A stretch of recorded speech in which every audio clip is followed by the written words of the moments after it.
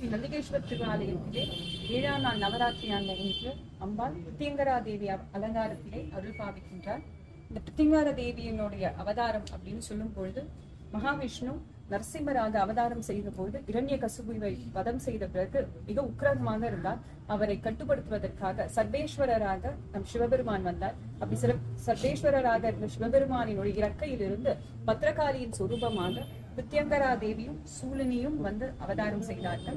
அப்படி பிரியங்கரா தேவி விஸ்வரூபியாக அனைத்து ஜெகன் மாதாவாக அனைத்து லோகங்களிலும் இருக்கக்கூடியவளாக உக்கிரமாக சிங்கமுக நாயகியாக வந்து அவதாரம் பண்ணாள். இவளை பற்றி சொல்லும் பொழுது குரோத சமனி அப்படின்னு சொல்லுவாங்க. அதாவது பார்க்கதான் உக்கிரமாக இருப்பாங்க, ஆனா வெளியே இருக்கக்கூடிய எதிரிகளும் உள்ளே இருக்கக்கூடிய எதிரிகளையும் சமநிலைப்படுத்தி குளிர்விப்பதற்காக வந்த தாய் அப்படின்னு சொன்னான். அப்ப வெளியே இருக்கக்கூடிய எதிரிகள் அப்படின்னா பில்லி, சூனியம், பகைவர்கள், அந்த மாதிரி இருக்கக்கூடிய எதிரிகள்.